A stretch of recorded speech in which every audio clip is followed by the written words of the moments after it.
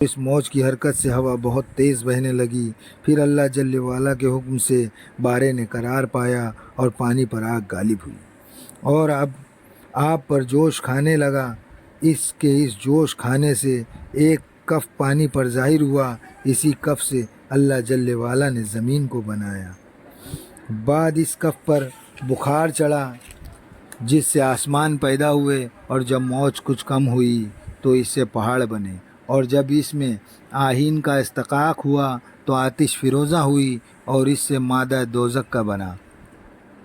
پھر اس کے بعد اللہ جل وعلا نے زمین کے 7 طبق کر دیے اور ہر ایک طبقے کو جدا رکھا، اور آگ کے شعلوں سے جنات کو پیدا کیا اور انہی کے تصرف میں زمین کو دیا، اور 7ویں چرخ جنت کو بنایا اور اس کے نیچے شمس و قمر اور ستارے پیدا کیے۔ پھر اللہ جل وعلا نے نور محمدی صلی اللہ علیہ وسلم سے خطاب فرمایا کہ وہ ساق عرش پر آئے۔ وہ نور یعنی نور محمدی صلی اللہ علیہ وسلم ساق عرش پر 7 سال چمکتا رہا اور تسبیح خدا میں مشغول رہا۔ اللہ جل وعلا کی یاد میں اس طرح لوح پر آیا اور 5000 سال تسبیح و تقدیس میں گزرے۔ اسی طرح کرسی پر آیا اور 5000 سال اللہ جل وعلا کی تسبیح و تکریم میں مشغول رہا۔ بعد اس کے جبرائیل کو حکم ہوا کہ فرشتوں کو لے کر تم زمین پر جاؤ اور جہاں رسول اکرم صلی اللہ علیہ وسلم کی قبر مبارک بنے گی یعنی مدینہ سے خاک لے کر آؤ، اور جسم محمد صلی اللہ علیہ وسلم کا لطیف بناؤں۔ فوراً اللہ جل وعلا کے حکم سے جبرائیل علیہ السلام زمین پر آئے اور زمین کو اس کی خبر دی۔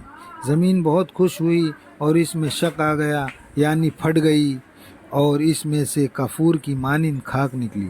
جبرائیل علیہ السلام اس خاک کو لے کر ایک مقدار میں اللہ جل وعلا کے پاس پہنچے، تب اللہ جل وعلا نے ارشاد فرمایا فوراً جنت ماوی میں جا، کافور درجنا اور مشک اور جعفراں اور سبیل و سنبل و تسنیم کا آب لیا، اور اس خاک معظم میں ملا اور اسے ترتیب دی۔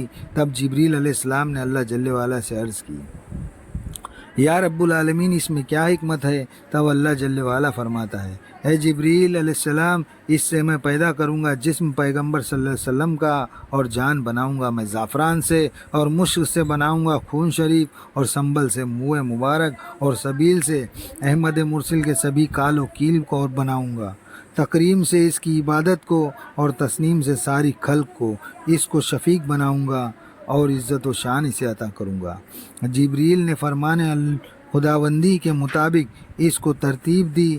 جب وجود شریف تیار ہوا تب اللہ جل وعلا نے فرمایا خلد کے انہار میں سے غوطہ دے، اور کئی سال تک جب غوطہ دیا تو یوں ہی فرمان ہوا کہ اللہ جل وعلا کا جبرائیل کو کہ اس در روشن کو پھیریے ادباغ و سماوات پر اور ملائک پر بھی جلوہ گر کیجیے، اور بحر و بر اور ارض و فلک پر بھی جلوہ گر کیجیے۔ اس کے بعد سارے عالم پر ظاہر کرے اور ندا کرے کہ یہ باصفا تعنیت فرخندہ حبیب خدا ہے، اور حشر میں یہی شافع ہوگا یقین، اور یہی مشہور ہے فی الاولین اور فی الآخرین۔ پھر اس کے بعد اس در روشن کو اللہ جل وعلا ایک نور کی قندیل میں رکھا اور عرش بری سے لٹکا دیا، اور اس نور نبی صلی اللہ علیہ وسلم کو مقرر کیا۔ خلقت آدم تک وہ نور کی قندیل یوں ہی رہی۔ جب اللہ جل وعلا نے آدم کو پیدا کیا تو اس کی پیشانی میں ایک گڑھا تھا، اس گڑھے میں وہ نور کی قندیل کو رکھا، تب آدم کی جبیں روشن ہوئی۔ اس باب میں مختلف روایات ہے، لیکن یہ سب روایات کا حاصل مقصد ہے۔